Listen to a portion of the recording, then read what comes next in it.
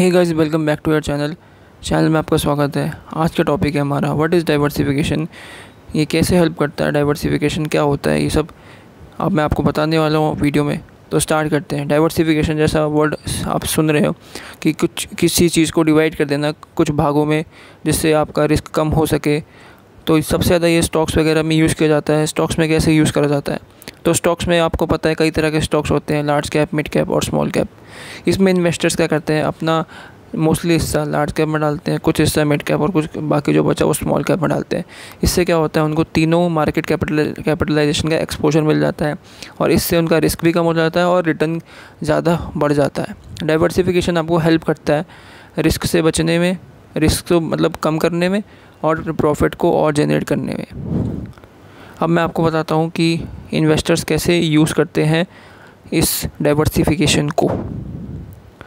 तो मान लो आपके पास 100 रुपीज़ हैं, ठीक है। उसके बाद क्या करते हैं इन्वेस्टर्स, 70 रुपीज़ उन्होंने इधर डाल दिए लार्ज कैप में, मिड कैप में 20 रुपीज़ डाल दिए और 10 रुपीज़ स्मॉल कैप में डाल दिए। अब इससे क्या होगा, उनको तीनों चीज़ों का एक्सपोजर मिल जाएगा और उनका एक जो कंसिस्टेंट आपको ग्रोथ देगा या प्रॉफिट देगा वो लार्ज कैप में आपका, क्योंकि मोस्टली हिस्सा है तो आपको पैसा बनता रहेगा। अब मिड कैप में 20% है, स्मॉल कैप में 10% है। तो इससे आप अच्छा खासा आपको मतलब आपके पोर्टफोलियो को एक एक्सपोजर मिल जाएगा कि अगर स्मॉल कैप सेक्टर अच्छा कर रहा है तो स्मॉल कैप भी आपका है, आपके पास है। मिड कैप अच्छा कर रहा है तो मिड कैप भी आपके पास है और लार्ज कैप तो अच्छा कर रहा है तो उससे और आपको एक्सपोजर मिल जाएगा, क्योंकि आपने अपना 70% हिस्सा लार्ज कैप में लगा रखा है। ये हो गई अब स्टॉक्स की बात।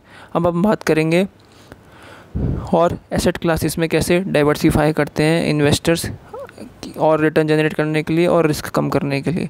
तो ये रहा, पहला होता है स्टॉक्स, दूसरा होता है गोल्ड और तीसरा होता है रियल एस्टेट। अब कोई क्या करेगा, अब जैसे कोई इन्वेस्टर है, मान लो उसके पास, एग्जांपल दे रहा हूँ, 100 रुपीज़ है, ठीक है। अब वो क्या करेगा, 70% स्टॉक्स में लगा देगा, 20% गोल्ड में लगा देगा और रियल एस्टेट में 10% लगा देगा। तो वो इस तरह से चलते हैं, क्योंकि अब उनके पास क्या हो गया, उनके पास एसेट क्लास है 3 तरह की।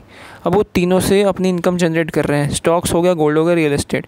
तो इससे क्या हुआ, अब वो उनके पास रिस्क भी कम होगा। मान लो कि रियल एस्टेट एक सेफ़ माना जाता है, सबसे सेफ़ गोल्ड माना जाता है और उसके बाद स्टॉक्स। तो इन तीनों में उनका पैसा लगा है, क्योंकि अब अगर मान लो स्टॉक से भी उनका पैसा नहीं बना तो रियल एस्टेट और गोल्ड से तो बन ही जाएगा। तो ये इनके लिए एक सेफ़ कैटेगरी हो जाती है अपने इन्वेस्टमेंट्स को बचाने के लिए, रिस्क से और प्रॉफिट को बढ़ाने के लिए। तो मुझे आशा है कि आपको ये वीडियो समझ में आया होगा, डाइवर्सिफिकेशन का मतलब समझ में आया होगा। और वीडियोस देखने के लिए चैनल को सब्सक्राइब कर लेना। ऐसे ही और वीडियोस बनाता रहूँगा और मैं आपको कुछ ना कुछ सिखाता रहूँगा जो जितना मुझे नॉलेज है। तो चैनल को सब्सक्राइब कर लेना। बाय।